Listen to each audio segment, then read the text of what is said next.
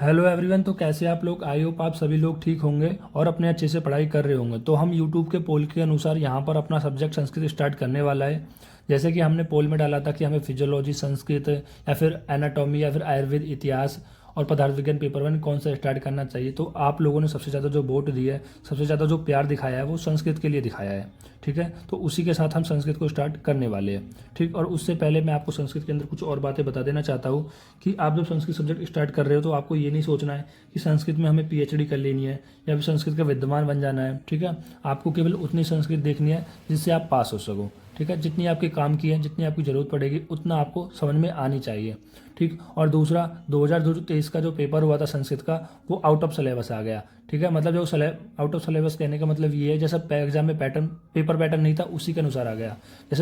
जैसे पिछली बार से पेपर पैटर्न आता था उससे बिल्कुल विपरीत आ गया, क्योंकि उस टाइम पे जो संस्कृत का पेपर था वो लीक हो गया था। और लीक होने की वजह से उन लोगों ने जो महाराष्ट्र में जो पैटर्न आता था, महाराष्ट्र का जो सैम्पल पेपर था वही जाके यहाँ पर उन्होंने दे दिया, जिसकी वजह से बच्चे एकदम पैनिक कर गए, बहुत अलग हो गया। तो बच्चे अब फिर के ये ना सोचे कि अब की बार भी कुछ ऐसा ही पेपर पैटर्न आने वाला है।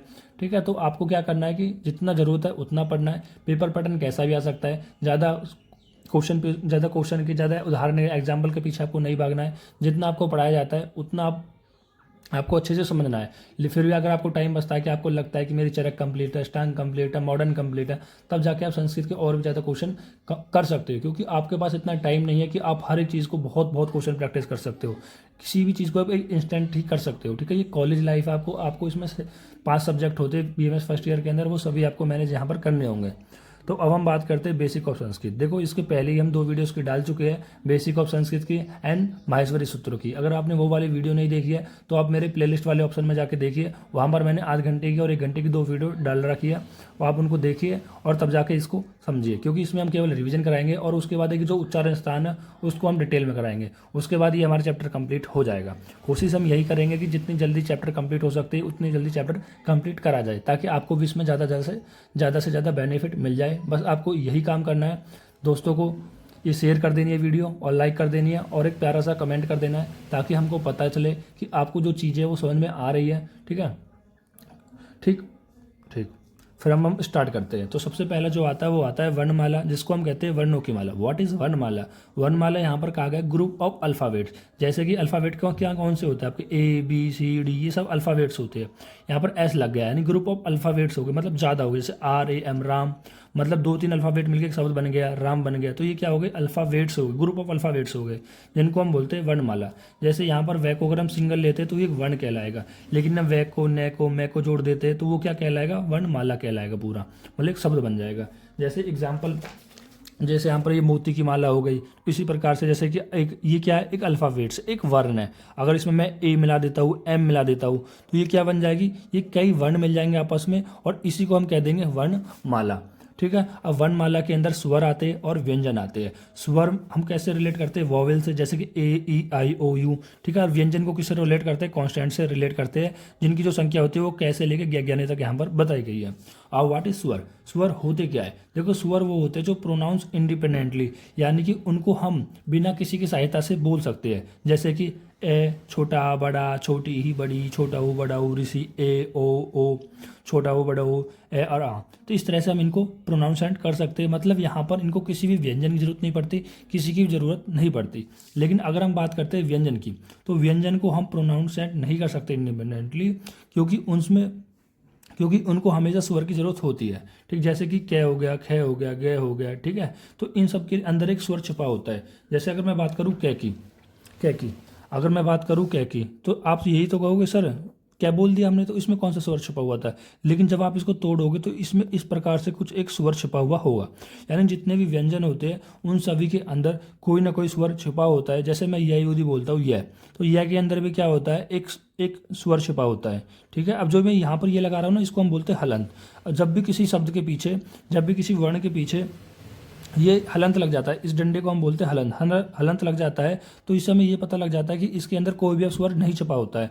अगर इसके अंदर कोई हलंत नहीं लगा, यानी ये जो डंडा नहीं लगा हुआ है, तो हम कह सकते हैं इसके अंदर कोई ना कोई स्वर छुपा हुआ होता है। जब भी किसी शब्द के पीछे ये हलंत लग जाए तो आपको समझना है कि वो क्या है? प्योर हमारा व्यंजन है, उसमें कोई भी स्वर नहीं छुपा होता है। तो यही बता रहा है यहाँ पर कि व्यंजन के अंदर हमेशा व्यंजन के अंदर स्वर छिपा हुआ होता है, आप उनको नहीं बोल सकते, इंडिपेंडेंटली नहीं बोल सकते हो, ठीक है।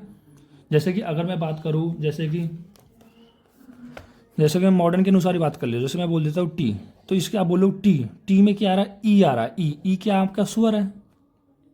और मैं बोल दूँ ये ए आ रहा है इसमें, तो ये सब छुपा हुआ होता है ना।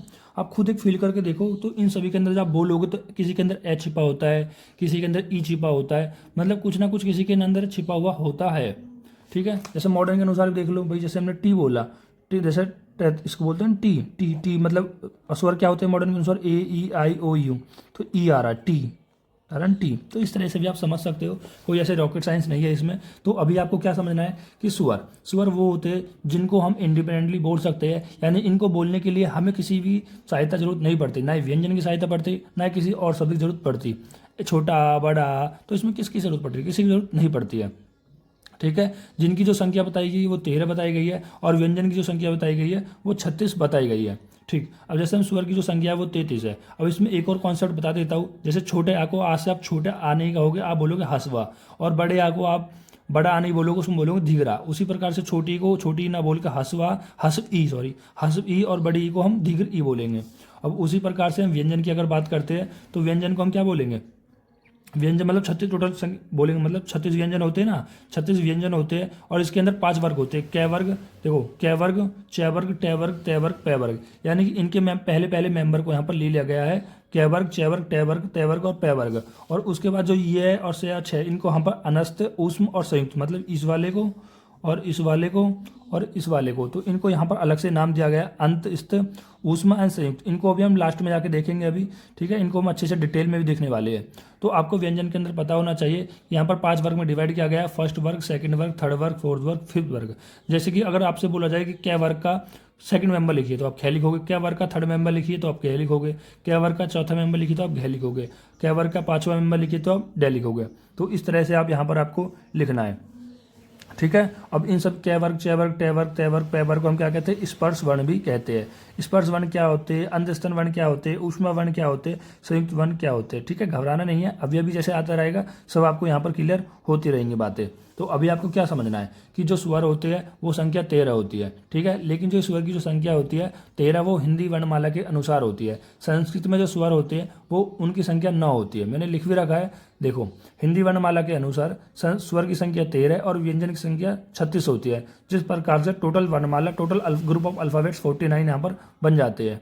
लेकिन अगर हम संस्कृत की बात करें तो स्वर की संख्या 9 होती है और व्यंजन की संख्या 33 होती है, जिस प्रकार से जो टोटल संस्कृत की जो वर्णमाला है वो 42 वर्णों से मिलकर बनी होती है। यानी जितने भी शब्द होते हैं संस्कृत के वो इन्हीं 42 वर्णों से यहाँ पर मिलकर बने हुए होते हैं, ठीक है। इतना आपको कंफ्यूज नहीं होना है कि हिंदी वर्णमाला में कौन को कितने स्वर होते हैं, कितने व्यंजन होते हैं, और संस्कृत वर्णमाला में कितने स्वर होते हैं और कितने व्यंजन होते हैं, ठीक। तो ये आपको याद रखना है। जैसे हमने बोला कि आज से आप छोटे ए को छोटा नहीं बोल के हसवा बोलोगे, और बड़े आ को बड़ा ना बोल के धीगर आ बोलोगे, ठीक है। हस छोटा एंड धीगर बड़ा होता है, ठीक। और यहाँ पर कुछ टर्मोलॉजी की भी यहाँ पर बात की, जैसे अक्षर को आप क्या बोलते हो, वर्ड बोलते हो, अल्फाबेट बोलते हो, ठीक है। जैसे कुछ लोगों को हिंदी इतनी नहीं आती है तो हमने लिख भी दिया है, जब हम अक्षर बोलेंगे तो आपको इसका मतलब समझना, वर्ड या कोई अल्फाबेट। वर्ग बोल रहे तो किसी ग्रुप की बात कर रहे हैं, सूत्र बोल रहे यानी फॉर्मूला, उदाहरण यानी एग्जाम्पल, ठीक है। ये कुछ बेसिक सी और भी बातें मैंने यहाँ पर आपको बताई है।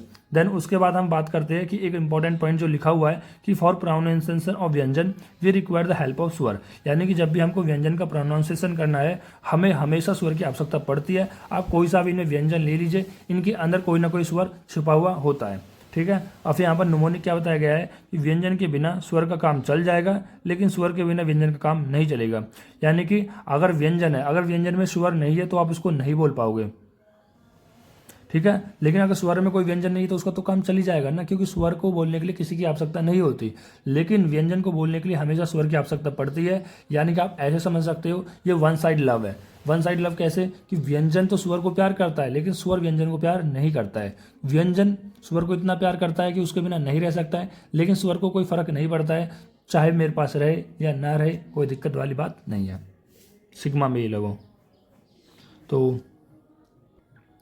इसके बाद कुछ बेसिक बात करते हैं। जैसे यहाँ पर वन को प्रथम बोलते हैं, सेकंड को द्वितीय बोलते हैं। जैसे काउंटिंग होती है ना हमारी मैथ में, वन को प्रथम बोल दिया, सेकंड को द्वितीय, क्योंकि आपको संस्कृत में मिलेंगी प्रथम द्वितीय तृतीय चतुर्थी, और आप पहली बार ये चीज़ों को पढ़ोगे तो इसलिए यहाँ पर सब चीज़ें बताई गई है। चौर को चतुर्थी बोलोगे, पाँच को पंचमी बोलोगे, सब सिक्स को षष्टमी, सप्त को सेवन को सप्तमी, एट को अष्टमी, नौ को नवमी, 10 को दसवीं, 11 को एकादश, 12 को द्वादश, 13 को त्रयोदश। ठीक है, इतना ही आपके लिए काफ़ी है, इनफ है। फिर हम कुछ टर्मिनोलॉजी की बात करने वाले हैं कि भाषा क्या होती है, व्हाट इज़ लैंग्वेज। तो अपनी बातों को या अपनी वाणी को स्पष्ट करने के लिए जिसका आप प्रयोग करते हो वही होता है भाषा। ठीक है, अभी आप वर्बल भी कर सकते हो, फिजिकल भी कर सकते हो। जैसे कि मुझे आपको संस्कृत सब्जेक्ट समझाना है तो मैं यहाँ पर अपनी हिंदी भाषा का या कोई भी जैसे हाथ से समझा रहा हूँ कोई चीज़, पेन से समझा रहा हूँ, ठीक है, अपनी बॉडी से भी समझा सकता हूँ कोई चीज़ आपको। जैसे एनाटॉमी में हम क्या करते हैं, एक्सटेंशन फ्लेक्शन आपको अपनी बॉडी से तो समझाते हैं कि ये एक्सटेंशन हो गया हाथ का, ये फ्लेक्शन हो गया, ये नेक का हो गया, ये नी का हो गया, तो ये सब चीज़ आपको समझाते हैं हम। ठीक है, मतलब जो भी आपका टीचर है वो आपको कोई समझा रहा है, या मान लो कोई ट्रैफिक पुलिस वाला है, उसको ट्रैफिक को रुकवाना है तो अपने हाथों से रोक देगा, सीटी मार देगा। यानी वो फिजिकल भी रुकवा सकता है, बोल के भी रुकवा सकता है, अपने हाथों से भी, पैरों से भी, किसी से भी वो रुकवा सकता है। यानी कि आपको इतना समझना है what is language, what is भाषा। अपनी बात को या अपनी वाणी को स्पष्ट करना ही भाषा कहलाता है। और संस्कृत में हम भाषा को किससे समझते हैं, भाष धातु से समझते हैं। ठीक है, संस्कृत में भाषा को भाष धातु कहा जाता है। फिर होता है व्याकरण। व्हाट इज व्याकरण? व्याकरण क्या है, एक रूल एंड रेगुलेशन है। ठीक है, किसी भी चीज़ को यहाँ पर रूल एंड रेगुलेशन से करना है। जैसे कि बताया गया है कि व्याकरण वह विद्या है जिसके द्वारा हम किसी भाषा को शुद्ध बोलना, लिखना एवं समझना आता है। ठीक है, देखो जैसे अगर मैं कहूँ रोहन गाना गाता है, ठीक है, तो ये एक ऑर्डर में, एक सीक्वेंस में, एक रूल में है। अगर मैं कहूँ गाना गाता है रोहन, या गाना गाता है, मतलब अगर उल्टा सीधा अरेंज कर दूँ तो वो एक रूल में नहीं होगा। यानी कोई भी चीज़ को, जैसे आप इंग्लिश में पढ़ते हैं ना, present perfect tense, past perfect tense, इन सब का एक रूल होता है कि कौन सा सेंटेंस वाज कहाँ लगेगा, ही कहाँ लगेगा, सी कहाँ लगेगा, ठीक है, पर और इज कहाँ लगेगा, विल कहाँ लगेगा, तो इनका एक रूल होता है। ठीक है, तो वही रूल क्या कहता है, हमारी संस्कृत में व्याकरण कहलाती है। यानी व्याकरण एक ऐसी विद्या है जो किसी भी शब्द को कैसे आपको शुद्ध बोलना है, कैसे लिखना है, ठीक है, उसको एक पूरा फॉर्मेट समझाना है, क्या कहलाता है, हमारा व्याकरण कहलाता है। देन उसके बाद हम बात करते हैं वर्ण के बारे में। वर्ण अभी मैं आपको समझा चुका हूँ, वर्ण ही मिलकर आके वर्णों की माला बनाते हैं। वर्ण अल्फ़ाबेट, जैसे अक्षर भी हम कह सकते हैं। जैसे कि आपका नाम मान लो कि सोहन है, तो सोहन को पहला जो अक्षर है वो क्या हो जाएगा, से हो जाएगा, से, तो सही क्या हो जाएगा, अल्फ़ाबेट हो जाएगा या वर्ण हो जाएगा। तो यहाँ पे फिर आगे बात करते हैं, वर्ण is also not divided further like atom और सेल। अब इस वर्ण को कोई आप डिवाइड कर सकते हो, नहीं डिवाइड कर सकते हो। ठीक है, मतलब वर्ण को आप आगे नहीं तोड़ सकते हो। जैसे कि आपने देखा होगा कि एक ऑर्गेनिज्म होता है, एक ऑर्गेनिज्म टिश्यू से मिलकर बना होता है, टिश्यू आगे जाके सेल से मिलकर बनी होती है। ठीक है, लेकिन सेल्स आगे जाके किसी और से मिलकर नहीं बनी होती, मतलब सेल को आप आगे जाके डिवाइड नहीं कर सकते हो। ठीक, तो इसलिए बताया गया है जो ये वर्ण है वो सेल की तरह ही होता है, जिसको आप आगे डिवाइड नहीं कर सकते हो। ठीक है, जैसे बायोलॉजिकल जो सेल है और केमिस्ट्री की जो एटम में जो सेल है वो स्मॉलेस्ट होती है, उसको फर्दर आप डिवाइड नहीं कर सकते हो। जैसे देखो बायोलॉजी में हम सेल से बात करते हैं, लेकिन वहीं केमिस्ट्री में हम एटम से बात करते हैं कि एटम को हम फर्दर डिवाइड नहीं करते। देखो अगर आप एटम को डिवाइड करने की कोशिश करोगे ना तो उसमें से बहुत ज़्यादा एनर्जी निकल सकती है। यानी कि पूरा आपका 100-200 बीघे में, मतलब इतना कम से कम 60-70 बीघे में यहाँ पर आपका ब्लास्ट होने वाला है, मतलब बहुत बड़ा, क्योंकि उसमें बहुत एनर्जी होती है जिसकी वजह से आप आगे उसे ब्रेक नहीं कर सकते हो। नई सरकार इसे अलाउ करती है कि आप उसे ब्रेक करो। ठीक, ब्रेक होता भी नहीं है, अगर होगा तो कुछ एक्सपेरिमेंट के द्वारा हो सकता है, अगर उसको ब्रेक करने पे वहाँ पर बहुत ज़्यादा खतरा हो सकता है। फिर यहाँ एग्जाम्पल बताया, Ram is a good boy, एक सेंटेंस है। ठीक, तो Ram is a good boy, तो यहाँ पे एक सेंटेंस, एक वाक्य दिया गया है। ठीक, मतलब यहाँ पर समझाने के लिए बताया गया है। जैसे राम में से अगर आर को अलग निकाल दूँ, ए को अलग निकाल दूँ, एम को अलग निकाल दूँ, क्या इसका कोई एक मतलब बनने वाला है? कुछ नहीं बनने वाला। ठीक है, जैसे इसको अलग निकाल दिया, अलग निकालने के बाद क्या इसको हम फर्दर डिवाइड कर सकते हैं? फर्दर डिवाइड क्या करोगे भाई, अगर एक राम था, राम को हम एक अलग कर सकते हो, ठीक है, डिवाइड कर दिया उसको, जैसे हम टिश्यू में से सेल बना दिया, अब सेल को हम आगे डिवाइड कर सकते हैं? नहीं कर सकते। उसी प्रकार से राम को हम आगे डिवाइड कर सकते हैं? नहीं कर सकते। मतलब राम की जो अल्फ़ाबेट है, आर को, ए को, एम को कर सकते हैं? नहीं कर सकते। तो वही वर्ण उस मूल ध्वनि को कहते हैं जिसके खंड या टुकड़े की नहीं किया जा सकते। ठीक, हम शब्द की बात करते हैं। शब्द क्या होता है? वर्ड। शब्द क्या होता है? वर्ड। तो अभी आपने क्या देखा कि वर्ण, देखो वर्ण मिलकर क्या बनाते हैं? एक शब्द बनाते हैं। आपको इतना याद नहीं, वर्ण ही मिलकर क्या बनाते हैं? आगे जाके एक शब्द बनाते हैं। अब वर्ण को क्या क्या कह सकते हैं? अक्षर भी कह सकते हैं, अल्फ़ाबेट भी कह सकते हैं। तो ये सब चीज़ आपको पता होना चाहिए। इनके जो पर्याय अलग अलग नाम है कि वर्ण को हम अल्फ़ाबेट कह रहे हैं, अक्षर कह रहे हैं। ठीक, उस ये वर्ण वर्ण मिलके क्या बनाते हैं, शब्द बनाते हैं। जैसे कि ये एक वर्ण था, ये एक वर्ण था, ये एक वर्ण था, इन तीनों को मिला दिया तो एक राम बन गया, यानी एक शब्द बन गया। ये रहा वो शब्द। शब्द क्या है कि वर्णों का सार्थक समूह। अगर वर्णों का सार्थक समूह मतलब एक इक्वलिब्रियम, मतलब एक अच्छे ऑर्डर में हो, सिक्वेंशियली ऑर्डर में हो। जैसे कि ईट ईट मिलकर घर बनाती है, घर घर मिलकर एक मोहल्ला बन जाता है। सिमिलरली वन वन मिलकर एक शब्द बन जाता है और सब शब्द मिलकर एक वाक्य बन जाता है। तो यहाँ पर बताया गया है कि अगर आप उन वर्णों को एक सार्थक समूह में ऐड कर देते हो, जैसे आप घर बनाने के लिए ईट से घर बनाते हो, मतलब ईट को एक ऑर्डर में अरेंज करते हो, ठीक है, उसी प्रकार से वो ईट एक घर बन जाता है, फिर घर और उसके आसपास और बहुत सारे घर बनते हैं, तो वो एक मिलके मोहल्ला बन जाता है। उसी सिमिलरली ऐसे बताया गया है कि अक्षर अक्षर या वर्ण वर्ण मिलके शब्द बनता है, सब शब्द मिलके आगे जाके वाक्य बनता है, ठीक है। देन उसके बाद जिन वर्णों का अर्थ अवश्य प्राप्त होता है, मतलब एक मीनिंगफुल जो सेंटेंस होता है, मीनिंगफुल सेंटेंस होना चाहिए। इसमें दो या दो से अधिक वर्णों से दो या दो से अधिक वर्णों से बने हुए ऐसे समूह के शब्द कहते हैं जिनका कोई ना कोई अर्थ अवश्य हो। जैसे कि मैंने यहाँ पर राम जोड़ा, जैसे मैंने बोल दिया कि आप मेरे पास ये शब्द है आर एम में, अगर मैं इसको ऐसे जोड़ता हूँ आर ए एम, तो इसका एक अर्थ बन रहा है, तो आप उसे शब्द कह सकते हो। लेकिन अगर आप मैं जोड़ता हूँ आर एम में, तो उसका कोई रम ही, ये क्या है, इसका कोई भी मतलब नहीं बन रहा है, ठीक है। तो आपको ऐसा ही जोड़ना है जिनका एक मीनिंगफुल सेंटेंस बन सके, जिनका कोई अर्थ बन सके, ठीक है। ऐसे वर्णों को यहाँ पर ऐड करना है, उन्हीं को हम क्या कहते हैं, यहाँ पर शब्द कहते हैं। देन हम बात करते हैं वाक्य की। वाक्य क्या एक सेंटेंस होता है, शब्दों को सुव्यवस्थित सार्थक समूह, यानी वह सब समूह जिससे पूरी बात समझ में आ जाए, वाक्य कहलाता है, ठीक है। जैसे आपने क्या किया, वर्णों को आपस में जोड़ा तो शब्द बन गया, शब्दों को आपस में जोड़ा एक वाक्य बन गया। अब जो वाक्य बना है उसका क्या अर्थ बना है, जैसे राम, जैसे कि मान लो कि ऐसे था भाई, ये आर था, ये एम था, ये एस था, राम, ठीक है। राम गाना गाता है, राम सिंग ए सॉन्ग, ऐसे सिंग, ऐसे सिंग ए सॉन्ग।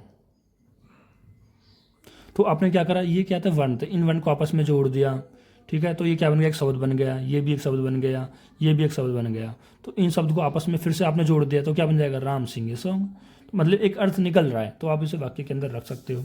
संज्ञा तो आपने खैर बहुत बार पढ़ी होगी। नाउन क्या होता है, noun is name of person place और थिंग, ठीक है। हिंदी में क्या कहते हैं, संज्ञा शब्द उस शब्द को कहते हैं जिससे किसी वस्तु भाव और जीव के नाम का बोध होता हो। व्हाट इज सर्वनाम, सर्वनाम क्या होता है, जिन शब्दों का प्रयोग संज्ञा के स्थान पर किया जाता है उन्हें सर्वनाम कहते हैं। जैसे मैं बोलूँ कि राहुल मेरा दोस्त है, राहुल एक नाम है, ठीक है, तो वो क्या हो जाएगा, संज्ञा हो जाएगा, ठीक है। तो लेकिन अगर राहुल की जगह मैं कह दूँ वह मेरा दोस्त है, यह मेरा दोस्त है, तो वो क्या हो जाएगा, सर्वनाम हो जाएगा। यानी कि संज्ञा की जगह पर अगर आप किसी विशेष, मतलब संज्ञा की जगह पर आप अगर किसी शब्द का प्रयोग करते हो, ठीक है, तो वो क्या हो जाएगा, सर्वनाम कहलाएगा। जैसे जिन शब्दों का प्रयोग संज्ञा के स्थान पर किया जाता है वो सर्वनाम कहते हैं। जैसे कि राहुल मेरा दोस्त है, तो वो संज्ञा हो गया, लेकिन राहुल की जगह मैं बोल दूँ वह मेरा दोस्त है, वो सर्वनाम हो जाएगा। फिर हम बात करते हैं क्रिया की।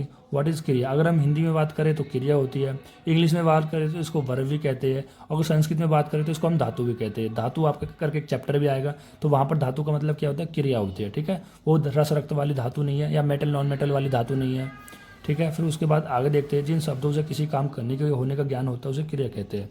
यानी कि जिस भी, मतलब जिस शब्दों से या जिस वाक्य से आपको ये पता लग रहा है कि कोई काम होने का बोध हो रहा है। जैसे कि रोहन नाच रहा है, तो रोहन एक संज्ञा हो गई, ठीक है। नाच रहाने से क्या पता लग रहा है कि वो उसका डांस कर रहा है, ठीक है, तो उसे क्रिया क्या आपको पता लग रहा है, ठीक है। जैसे कि मिठाई वाला मिठाई बना रहा है, तो मिठाई बनाना क्या हो गई, इसकी क्रिया हो गई। काल समय क्या होता है, क्रिया के जिस रूप में कार्य करने या होने का समय का ज्ञान होता है उसे काल समय कहते हैं। यानी कोई काम कब हो रहा है, जैसे बोलते हैं प्रेजेंट परफेक्ट में हो रहा है, फ्यूचर में हो रहा है, पास्ट में हो रहा है। जैसे मैं कहूँ कि मैं उससे प्यार करता था करता था, नहीं फ्यूचर की बात करता हूँ। मैं उससे प्यार करता हूँ यानी कि प्रेजेंट की बात कर रहा हूँ। मैं उससे प्यार करूँगा यानी फ्यूचर की बात कर रहा हूँ, ठीक है। अगर मैं प्यार करता था तो पास्ट हो गया, प्यार कर रहा हूँ, ठीक है, तो प्रेजेंट की बात हो गया, और प्यार करूंगा तो फ्यूचर की बात होगी। तो इसी तरह से यहाँ पर जैसे उत्कल खाना खा रहा है यानी प्रेजेंट की बात कर रहा है। मिंटू कल से पढ़ेगा, कल यानी आने वाला कल यानी फ्यूचर की बात कर रहा है, जो कि कभी आता नहीं है, ठीक। देन उसके हम बात करते हैं विशेषण की। विशेषण क्या होता है, यानी quality of noun and pronoun. यानी कि जो भी आप बताते हैं ना कि रोहन खाना खा रहा है या वो नाच रहा है, वो विद्यमान है, वो अच्छा खेलता है, उसकी जो क्वालिटी आप बता रहे हो, ठीक है, वो क्या होता है, विशेषण। जैसे कि जो सब संज्ञा सर्वनाम शब्द की विशेषता बताता हो, किसी संज्ञा की भी या सर्वनाम की, कि वह विद्यमान है, ठीक है, तो सर्वनाम हो जाएगा। रोहन विद्यमान है तो संज्ञा हो जाएगा। तो इनकी जो विशेषता बता, जैसे कि राम विद्यमान है, तो राम एक संज्ञा हो गई, विद्यमान क्या हो जाएगा, विशेषण, मतलब जो इसकी विशेषता बताता हो। नाम से क्लियर, विशेषण जो इसकी कोई विशेषता बता रहा हो, ठीक। वह लालची है, तो लालची उसकी क्या हो गई, विशेषता हो गई। विशेषता अच्छी भी हो सकती है, बुरी भी हो सकती है। देन उसके बाद लिंग जेंडर की बात करते हैं। आपने जैसे वॉशरूम पे देखा होगा ना, टॉयलेट पे जो आप जाते हो कि ये ऐसे चिन्ह होता है, ये मेल है, ये फीमेल है, या फिर अगर ऐसा लगा हो तो ये ट्रांसजेंडर है। ठीक है, यानी संज्ञा के जिस रूप में व्यक्ति या वस्तु के जाति स्त्री के भेद का बोध होता है उसे लिंग कहते हैं, जिससे पता लग जाए कि मेल है फीमेल है। उपसर्ग की बात करते हैं। उपसर्ग को हम प्रीफिक्स भी बोलते हैं। ठीक, जो पहले फिक्स होता है, प्री मतलब पहले, जो पहले फिक्स लगता है। ठीक है, उसको हम बोलते हैं प्रीफिक्स। जैसे आपने आईपीएससी नेम पढ़ा होगा ना, परफिक्स, सफिक्स। परफिक्स पहले लगते हैं, सफिक्स बाद में लगते हैं जब भी आप किसी का आईपीएससी नॉमेनक्लेचर करते हो। तो उसी प्रकार से यहाँ पर भी प्रीफिक्स को उपसर्ग कहा गया है। उपसर्ग वह शब्दांश है जो कहते हैं, शब्दांश को कहते हैं जो किसी शब्द के पहले आकर या उसका विशेष अर्थ प्रकट करता है। ठीक, अभी इसको हम आगे जैसे उपसर्ग एक नया चैप्टर ही आएगा पूरा, वहाँ पर देखेंगे। ठीक है, अभी आप इतना नोट कर लीजिए, उपसर्ग यानी प्रीफिक्स क्या होता है, जो ग्रुप का वह मेंबर होता है जो सबसे पहले चलेगा यानी सबसे पहले लगने वाला होता है।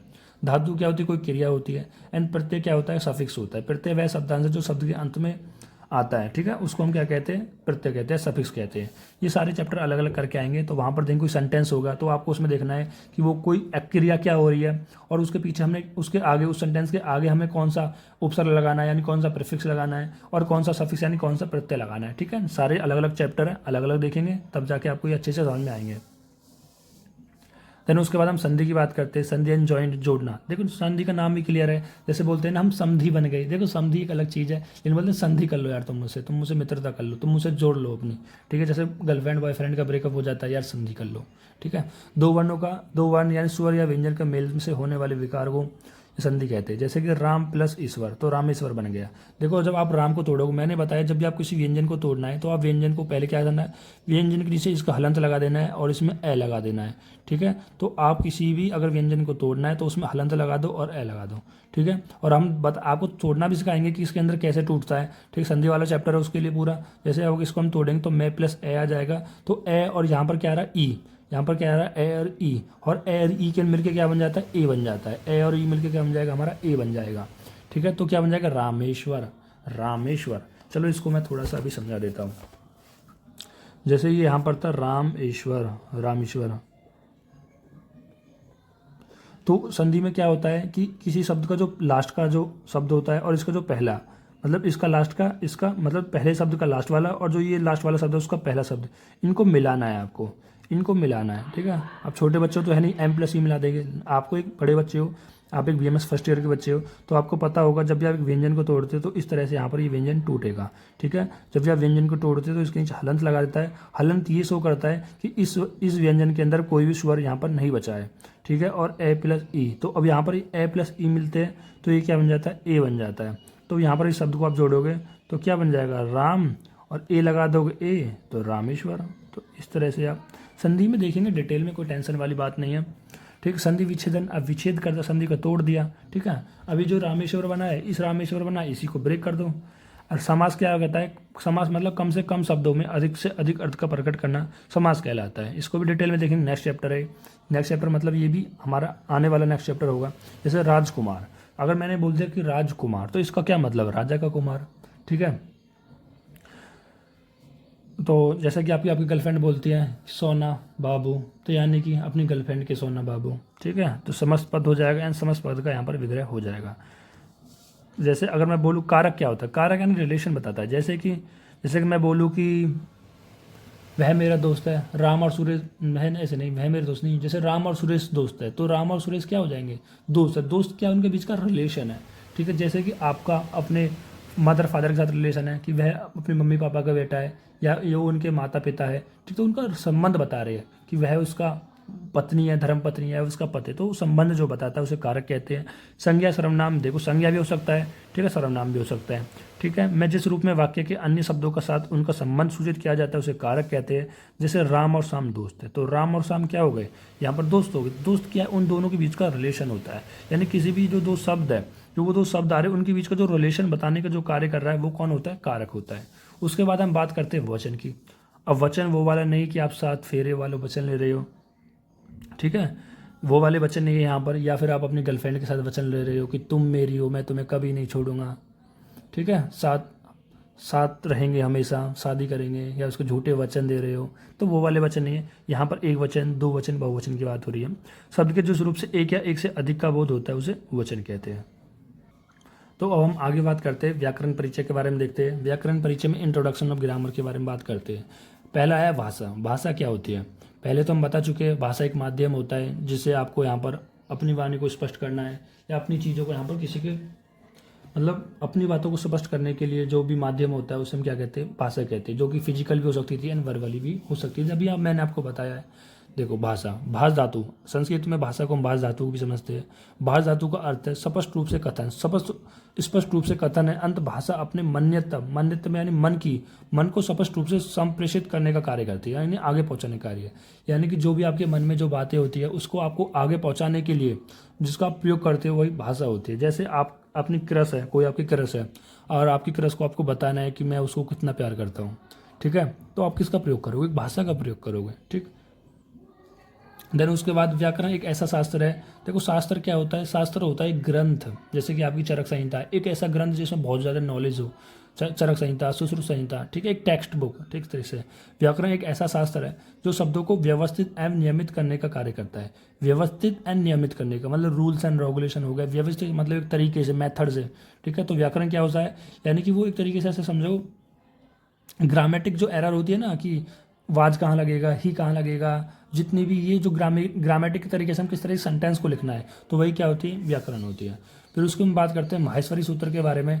देखो माहेश्वरी सूत्र जैसे नाम से क्लियर है भाई, माहेश्वर किसको कहते हैं? भगवान शिव जी को कहते हैं, ठीक है, भगवान शिव जी को कहते हैं। अब इनका सूत्र क्यों बोला गया? क्योंकि भगवान जी ने एक सूत्र बनाया, एक फॉर्मूला बनाया, तो इसलिए बोला गया माहेश्वरी सूत्र, जिसके कुछ पर्याय बताए गए हैं कि एग्जाम में जरूर नहीं आपको माहेश्वरी सूत्र लिखा है, आपसे शिव सूत्र लिखा सकता है, पाणिनि सूत्र लिखा सकता है, प्रत्यार सूत्र लिखा सकता है, संस्कृत वर्णमाला, ठीक है। इनकी इतनी पर्याय, अभी पर्याय ऐसे तो दिए नहीं गए होंगे कि हवा में कुछ ही नाम दे दो, हर एक चीज़ का लॉजिक होता है। जैसे कि आपके घर में एक आपका नाम है, जैसे कि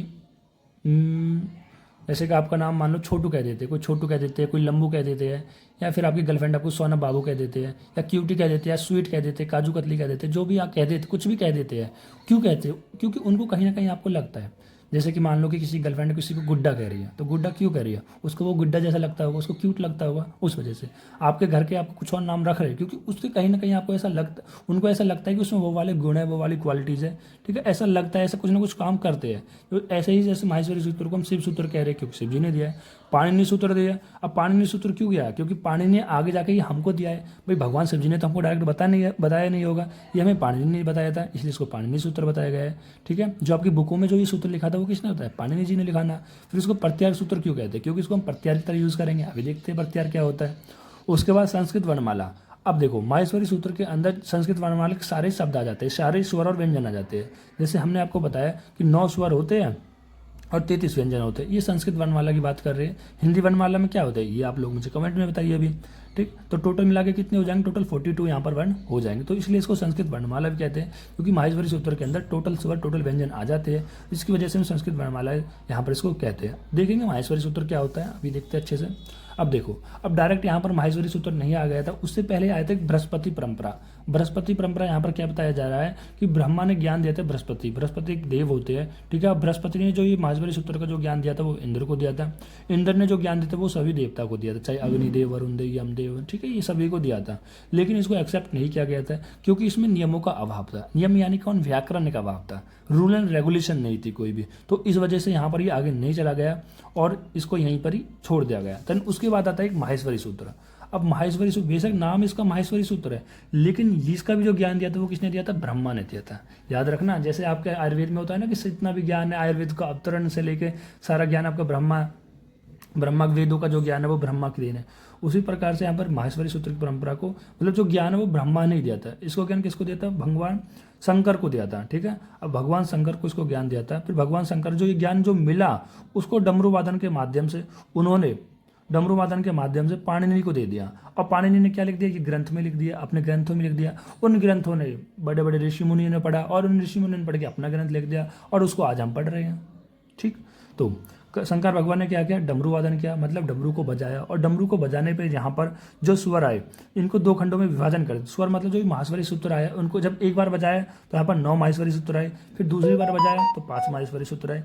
तो इस तरह से टोटल यहाँ पर मिलकर 14 माहेश्वरी सूत्र की उत्पत्ति उन्होंने कर दी। अभी तक कोई कंफ्यूजन है? देन उसके हम बात करते हैं टोटल 1 इन माहेश्वरी सूत्र। तो टोटल कितने हो जाएंगे? 42 टोटल वर्ण कितने होते हैं 42 होते हैं। वर्ण में आपको बता चुका अल्फ़ाबेट, ठीक है, ये भी लिख रहे हैं आप, इन्हें काउंट कर लेना, ठीक है, कितने बैठेंगे 42 बैठेंगे, ठीक।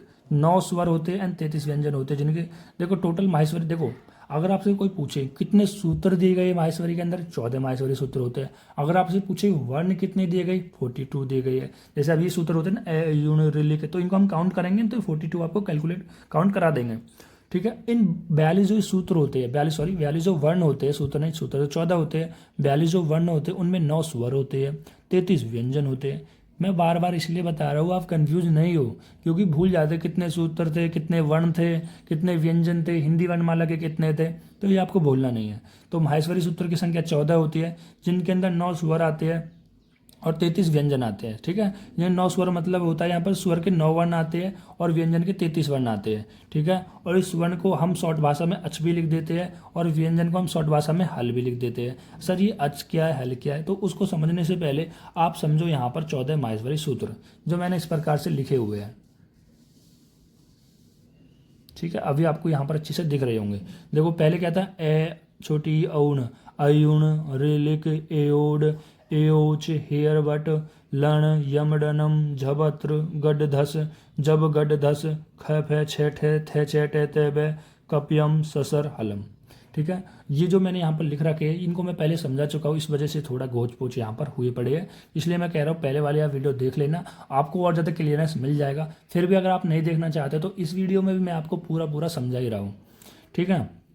तो ये जो मैंने लिख दी है आप इनसे एक बार अपनी बुक में भी मैच कर लेना, कहीं ऐसे तो नहीं है कुछ कन्फ्यूजन या कहीं गलत लिख गया हो, ठीक है। हमेशा आपको चेक तो करना ही चाहिए। जैसे अयुण हो गया, रिलिक हो गया, एओड हो गया, एउच हो गया, हेयरबट हो गया, लन हो गया, यमडनम हो गया, जबत्र हो गया, गडदस हो गया, जब गडदस हो गया, खप है छेटे तय चेटे तय, कपियम ससुरम हलम। अब देखो मैं यहाँ पर एक मजे की बात बताता हूँ कि जब मैंने अपने टाइम पे ये पढ़ा था ना, ठीक, मुझे भी अब काफ़ी समय हो गया उनको पढ़े हुए, जब मैंने अपने टाइम पे पढ़ा हुआ था तो मेरे जो टीचर ने करीब करीब 1.5 महीने 2 महीने तक ये माहेश्वरी सूत्र ही चलाए थे, ठीक है। अब क्यों चलाए थे, क्योंकि इनका सारा काम आने वाला है आगे संधि में। आप संधि में यही तो आएंगे, और भी बहुत जगह संधि प्रकरण हो गया, संधि वाला चैप्टर हो गया, और भी समास में भी कहीं ना कहीं ये यूज़ होते ही रहेंगे। तो इसलिए मैं बता रहा हूँ आपको कम से कम ज़्यादा नहीं 15 बार इनको लिखना है। सर बोलेंगे इतना क्यों, सर आप इतना क्यों लिखने के लिए बोल रहे हो, क्योंकि बहुत इंपॉर्टेंट है, ठीक है। आपको 14 बार, 14 माहेश्वरी सूत्र है, चलो 14 बार ही लिख दो, 14 माहेश्वरी सूत्र है तो 14 बार लिख दो, यानी कि हर एक सूत्र को आपको 14 बार लिखना है यहाँ पर। तो एक बार मैं फिर से पढ़ के बताता हूँ, अयुण, रिलिक, एओड, एओच, हेयरबट, लन, यम, डनम, जबत्र, गडदस, जब गडदस, खपा छट चट तब, कप्यम, ससरम, अलम। देखो मुझे अभी तक याद है ये, ठीक है। मैं इतनी बार इसको याद कर लिख चुका हूँ, इतनी बार लिख के याद होता है, देखो ऐसे नहीं होता, लिख के याद होता है, ठीक है। और आपको पैटर्न भी पता होना चाहिए किस तरह से कौन सा क्या शब्द है, किसके पीछे हलंत लगा हुआ है, ये सब। अब जैसे जो पहला सूत्र होता है माहेश्वरी का अयुण, अयुण, अब अयुण के अंदर हमने यहाँ पर गोला खींच दिया, क्यों, क्योंकि जितने भी माहेश्वरी सूत्र होते हैं इन 14 के पीछे जो लास्ट वर्ड है उन सबके पीछे क्या खींच दो, गोला खींच दो। न के पीछे भी, कै के पीछे भी, डे के पीछे भी, चे के पीछे भी, टे के पीछे भी, न के पीछे भी, मै के भी, इन जितने भी है सबके पीछे खींच दो। क्यों खींच दो, क्योंकि इनके पीछे हुआ क्या है, एक शब्द के साथ यहाँ पर क्या लग गया, हलंत लग गया है। याद रखना क्या लग गया है, ये पहले न था, ऐसे था, ये सब कुछ इस प्रकार से था, न था, तो इसके पीछे हमने क्या लगा दिया, इसे हलंत लगा दिया, और हलंत लगाने की वजह से ये जो शब्द है वो कैसा हो गया, इत संज्ञक हो गया। इत संज्ञक हो गया मतलब अब ये जो स्वर है वो काउंट नहीं होगा, अब ये जो स्वर है वो काउंट नहीं होगा। देखो ये बात ठीक है कि हमने हलंत लगा दिया तो ये सब स्वर बन गया, स्वर बन गया, लेकिन अब इसको हम काउंट नहीं करेंगे। याद रखना कि इसके पीछे जब भी हलंत लग जाता है तो इसको हम काउंट नहीं कर सके, ये इत संज्ञक हो जाता है। इत संज्ञक का मतलब हो जाता है इसका लोप हो जाता है, लोप का मतलब वो मिस्टर इंडिया हो जाता है, यानी गायब हो जाता है, ठीक है। अब जैसे कि अगर मैं बात करूँ कि सर फिर यूज कैसे करेंगे, हाउ टू यूज माहेश्वरी सूत्र, जैसे कि मैंने बोल दिया कि अक प्रत्यार लिखो। अब प्रत्यार क्या होता है, प्रत्यार मतलब यही कि अपनी बातों को यहाँ पर शॉर्ट में करना है, ठीक है। प्रत्यार आप ऐसे समझो भी, अभी डेफिनेशन आएगी आगे, अपनी बातों को एक तरीके से शॉर्ट में करना है। जैसे कि मैं आपको एग्जाम्पल से समझाता हूँ, वो भी जैसे मैंने बोल दिया आपसे अक प्रत्यार लिखो, अक प्रत्यार, तो अक प्रत्यार ये 14 माहेश्वरी सूत्रों में आपको लिखना है। देखो ए कहाँ पे आ रहा है, ये रहा, और के कहाँ पे आ रहा है, ये रहा, तो ठीक है। ए कहाँ पे आ रहा है, ये रहा, और के कहाँ पे आ रहा है, यहाँ पर। तो इसके बीच के जो भी शब्द होंगे ये आपको लिखने हैं। तो इसके बीच में कौन कौन से शब्द आ रहे हैं, सर ए आ रहा है, ई आ रहा है, छोटा ऊ आ रहा है, री आ रहा है, लिरी आ रहा है, तो ये शब्द आ रहे, 5 शब्द आ रहे ना, 1 2 3 4 5 लिख दिया, कितना सिंपल है। जो लास्ट का शब्द है वो कैसा हो गया, इत संज्ञक हो गया है, लोप हो गया है, गायब हो गया है, वो नहीं लिखा जाएगा। इसलिए तो सबको 14 को सर्कल किया गया है, क्योंकि इनके पीछे से हलंत लगने की वजह से उनका लोप हो गया है, वो गायब हो गया है। जैसे मैं बोल दूं अच प्रत्यय लिखो, एच ए कहाँ पर है, पहले ये ढूंढो, ए यहाँ पर है, चे कहाँ पर है, ढूंढो ढूंढो ढूंढो ढूंढो ढूंढो, ये रहा, मिल गया। अब इन ऐसे लेके चे के बीच में जितने भी शब्द होते हैं वो किसके अंदर आ जाएंगे, अच प्रत्यय के अंदर आ जाएंगे। जैसे कि ए आ जाएगा, ई आ जाएगा, औ आ जाएगा, फिर ने नहीं आएगा, क्योंकि ये इनका लोप हो गया है। ठीक है, आगे देखो कौन सा आएगा, री आएगा, ले आएगा, के नहीं आएगा, क्योंकि इसका भी क्या हो गया है, लोप हो गया है। ठीक है, जिनके पीछे ये हलंत लग जाता है, मतलब ये 14 जो शब्द हैं इन सभी के पीछे क्या लगा हुआ, हलंत लगा हुआ है। ये 14 शब्द आपको नहीं लिखना है। ठीक, 3 शब्द ये लिखोगे, 2 ये लिखोगे, 2 ये लिखोगे, 2 ये लिखोगे, 3 to 5 to 7 to 9, तो टोटल कितने हो जाएंगे यहाँ पर अच प्रत्याहार के अंदर, 9 आ जाएंगे। अब 9 से कुछ याद आ रहा है आपको, 9 से कुछ याद आ रहा है कि 9 तो हमारे स्वर होते हैं। ठीक है, और इसको हम क्या बोला, अच प्रत्याहार, यानी अच प्रत्याहार हमारे स्वर होते हैं। क्या मैं कह सकता हूँ कि अच प्रत्याहार ही आपके स्वर होते हैं? सर कह सकते हो, क्योंकि अच प्रत्याहार के अंदर ए ई औ री ली ए ओ ये हमारे स्वर होते हैं, संस्कृत के स्वर। अब आप हिंदी वाले स्वर में मत चले जाना, सर आपने जो संख्या 13 बताई थी, छोटा बड़ा ई, छोटी ही बड़ी ई, ठीक है, उन पे मत जाना। ठीक है, वो हिंदी के स्वर थे, अब ये हमारे संस्कृत के स्वर है। ठीक है, डिफरेंस है। ठीक, तो यहाँ पर मैंने जो बताया था ना कि अच क्यों लिखा है, भाई स्वर को हमने बताया था कि स्वर की संख्या 9 होती है, जिनको हम शॉर्ट में डिनोट करते हैं अच से। अच क्यों लिखा हुआ था, क्योंकि इन अच के अंदर ही, अच प्रत्याहार के अंदर ही हमारे टोटल जो 9 स्वर होते हैं वो अंदर आ जाते हैं। इतना आपको समझ में आया होगा। ठीक है, ठीक, देन उसके बाद हम बात करते हैं अब यहाँ से 5 नंबर से, हियर बट लन यम डनम झबत्र गड दस जब गड दस खापा छट छट तब कप्यम ससरम हलम। ठीक, ये हो गए आपके यहाँ पर बाकी के जो बचे हुए सूत्र है। अब देखो, है से लेके ले तक आपको कहाँ से जाना है से जाना है और ले तक जाना है। ठीक है, तो ये क्या हो जाएगा, हल हो जाएगा। अब हल को हम क्या कहते हैं, व्यंजन कहते हैं, यानी कि इसके अंदर जो भी शब्द आने वाले हैं वो किसके अंदर काउंट होंगे, व्यंजन के अंदर काउंट होंगे। किसके अंदर काउंट होंगे, व्यंजन के अंदर काउंट होंगे। इतना आपको समझ में आया। ठीक, यानी कि है भी आएगा, ये भी आएगा, वे भी आएगा, रे भी आएगा, क्या टे आएगा, नहीं आएगा, ले भी आएगा, ने भी आएगा, नहीं आएगा, क्योंकि इसका लोप हो गया है, ये मैं डे ने में। ठीक है, देखो आप थोड़ा बहुत क्रॉस चेक कर लेना कि अगर मैंने अभी ये मैंने सही बताऊँ तो मैंने बुक से देख के नहीं लिखे, कोई भी शब्द मैंने बुक से देख के नहीं लिखे है। ठीक है, जो मुझे याद थे मैंने लिख दिए है।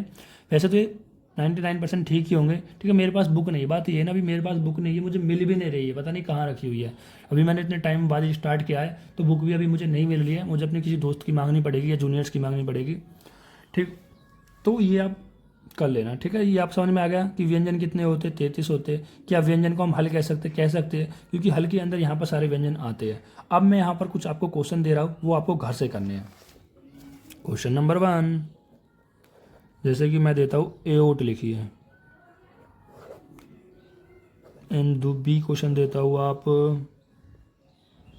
जब लिखिए। ठीक है, ये 2 क्वेश्चन करने हैं। एक मैं आपको बता देता हूँ, चलो ए ओट बता देता हूँ। अब ए ओट आप ढूंढोगे कहाँ है, ए ओट कहाँ है, कहाँ है, कहाँ है, कहाँ है, ये नहीं, ये हाँ ये रहा। और टी टे कहाँ, टे कहाँ, टे कहाँ, ये रहा टे। ठीक है, तो इसके बीच में कौन कौन सब जा रही है, ये आ रहा है, ये आ रहा है, लास्ट वाला लेना ही नहीं है। ठीक है, ये आ रहा है, ये आ रहा है, ये आ रहा है, ये आ रहा है, ये 4 शब्द आ रहे हैं। ठीक है, क्लियर है, तो ये लिख दोगे। अब आपको जब मुझे लिखना है, नहीं तो आप कमेंट करके जरूर इसको तो जरूर बताना है कि जब के अंदर कौन कौन से यहाँ पर कौन कौन से वर्ण आ रहे हैं। ठीक है, इसको आप कमेंट में करना। तो इतना आपको अभी तक समझ में आया होगा। देखो, आयोग करता हूँ मैं, सभी को अच्छे से समझ में आ रहा होगा। पहले तो मैंने सोचा था कि मैं रिवाइज करा दूंगा जल्दी जल्दी से, फिर मैंने सोचा कि बहुत टाइम बाद स्टार्ट कर रहे हो, क्यों ना थोड़ा थोड़ा आराम से स्लो। ठीक है, कभी कभी मुझे लगता है कि मैं फास्ट समझाता हूँ, क्योंकि हिंदी है यार, आप लोग समझ जाते हो। ठीक है, जब हम अगर मॉडर्न कभी फ्यूचर में स्टार्ट करेंगे ना, तब देखना कि मैं आपको कितने आराम से समझाता हूँ। ठीक, क्योंकि मैं हिंदी सोचता हूँ कि लोगों को आती होगी, जनरली हमारी टंग लैंग्वेज है। ठीक है, मातृ लैंग्वेज है। तो अब हम बात करते हैं कि माहेश्वरी सूत्र, शिव सूत्र, जो माहेश्वरी सूत्र को शिव सूत्र भी कहते हैं, पर्याय में देखा था।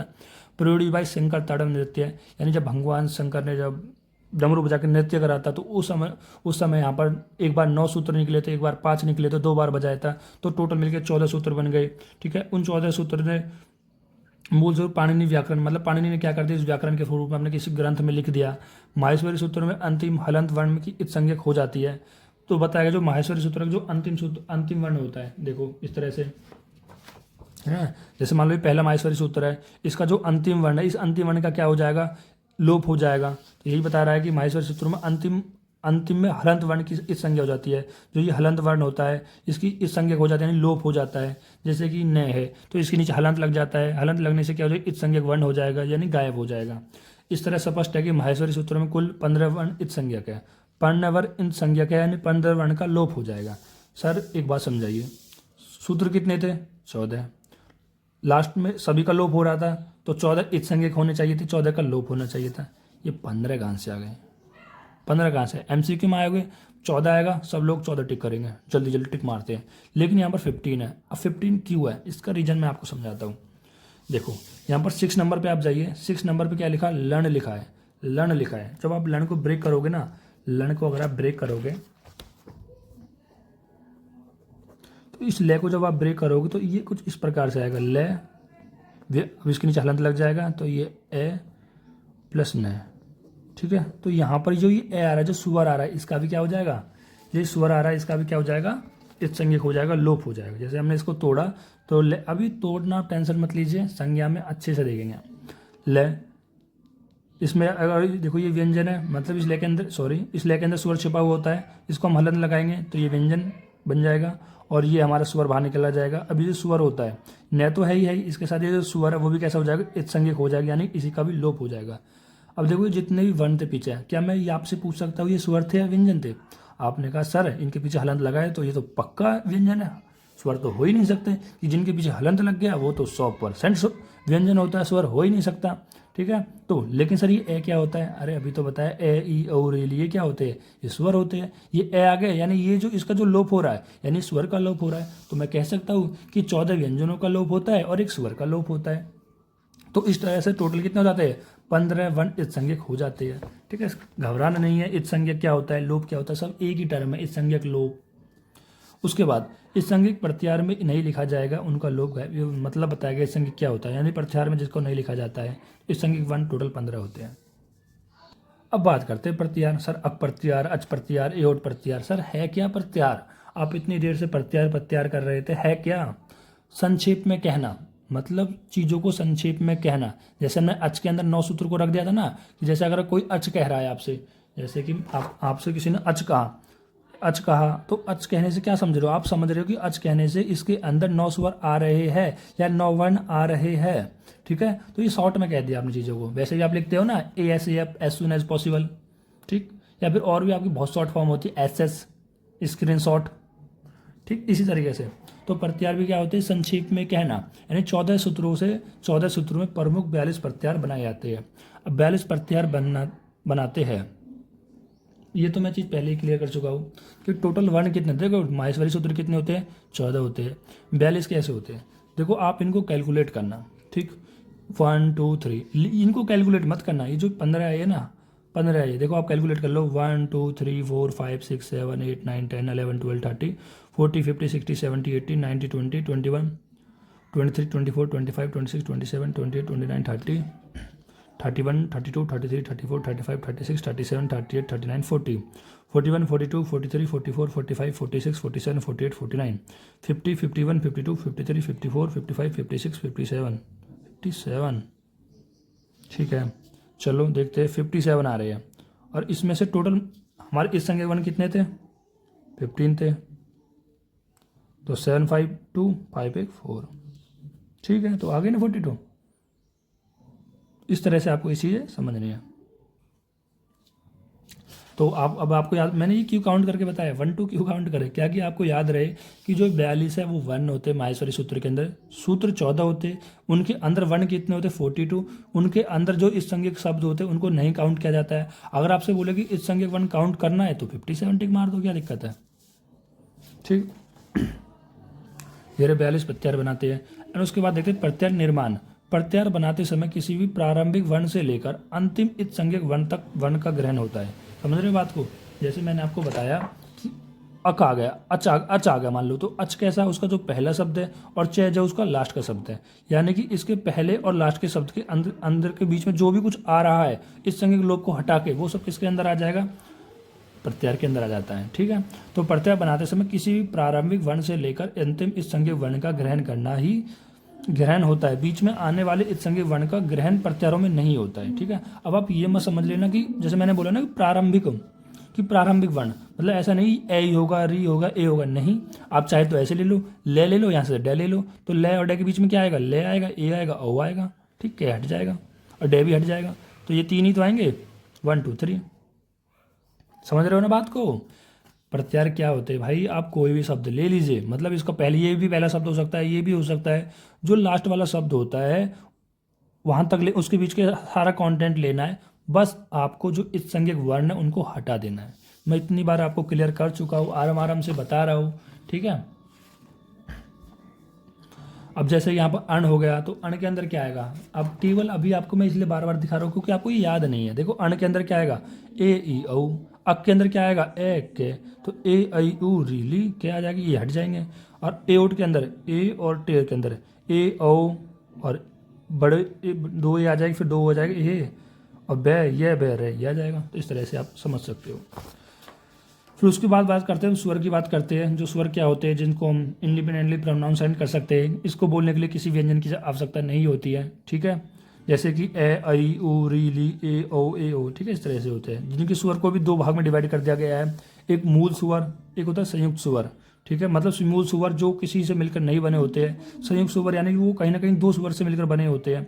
और इनके एग्जाम्पल बताए गए ए आई उ री ली, ठीक है। यानी कि अक भी हम कह सकते हैं, अक प्रत्यार भी हम इनको कह सकते हैं। तो एक है क्योंकि इसके अंदर क्या आ रहा है भाई, इसके अंदर क्या आ रहा है, ए आ रहा है, ई आ रहा है, औ आ रहा है, री आ रहा है और ले आ रहा है, ठीक है। तो इसका कोई प्रत्यार हम अक बना सकते हैं ना। तो अक प्रत्यार के अंदर सारे जितने भी आ रहे हैं वो मूल स्वर आते हैं, और एच प्रत्यार के अंदर जितने भी स्वर आते हैं वो संयुक्त स्वर आते हैं। और अच के अंदर कौन कौन से आ रहे हैं, एच, ए ओ, तो ए ओ टोटल को काउंट कर लो, 5 + 4 कितने हो जाएंगे, टोटल 9 ही आपके हो जाएंगे।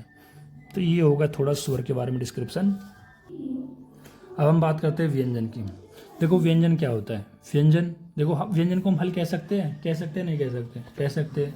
यार ये चीज़ मुझे बार बार दिखानी पड़ रही है, मुझे ऐसा लग रहा है कि अभी आपको ये चीज़ें एक बार में याद नहीं कर पा रहे हो, क्योंकि व्याकरण जो संस्कृति ये होती है ना, ये एक बार में याद होती भी नहीं है, ठीक है। तो इसलिए मुझे बार बार आपको टेबल दिखाना पड़ रहा है। कहाँ गया वो टेबल, मिल जा भाई, ये मिल गया। देखो व्यंजन हल कह सकते हैं ना, हल कह सकते हैं क्योंकि व्यंजन में क्या आ रहा है से ले के बीच में जितने भी हमारे वर्ण आ रहे हैं वो व्यंजन के अंदर आ रहे हैं। अब इसको भी हमने 3 प्रकार से डिवाइड कर दिया, अंतस्थ वर्ण, स्पर्श वर्ण और ऊष्मा वर्ण, ठीक। अभी इसको भी दिखाता हूँ, ये भी मैं आपको समझा चुका हूँ। अंतस्थ वर्ण, अभी जो ये थे ना अंतस्थ वर्ण, ठीक, और ऊष्मा वर्ण एंड संयुक्त वर्ण। अंतस्थ वर्ण के अंदर क्या क्या आ जाते हैं, अभी मैंने आपको बताया, ये रे ले बे, ठीक है। स्पर्श वर्ण अभी मैं समझाऊंगा, टेंशन मत लीजिए, क्योंकि अगर मैं यहाँ समझाऊंगा फिर आगे आएंगे फिर समझाएगा, क्योंकि वीडियो बहुत लंबी जाने वाली है। मैं 1 घंटे से ऊपर ये वीडियो, ये अभी 47 मिनट की वीडियो हो चुकी है करीब करीब, ठीक है, उससे भी ज़्यादा जाने वाली है। तो इसलिए मैं हर चीज़ को टाइम आने पर ही बता रहा हूँ। अंतस्थ वर्ण ये आपको देखना है, ऊष्मा वर्ण ये रहा, संयुक्त वर्ण ये रहा, नाम से ही आपको क्लियर करा दूँ क्या चीज़ होती है, ठीक है। अब यहाँ पर आते हैं स्पर्श वर्ण, ये मैं आपको बता चुका हूँ, जो ये रबसा हो रहा है ना, ये स्पर्श वर्ण, इसके अंदर कै वर्ग, चे वर्ग, टे वर्ग, ते वर्ग, पे वर्ग। जो मैंने याद करे थे वो कैसे याद करे थे भाई, जो कै कबूतर होते हैं उनको यकीन मानिए आप भूल जाते हो। अगर मैं आपसे अभी बोलूँ ना कि कितने बच्चों को याद है, मुझे नहीं लगता कोई एक दो बच्चे को छोड़ के कोई पूरा सुना भी पाएगा, ठीक है। तो इसलिए मैंने कैसे याद किया, के चे टे ते पे, कचट तप।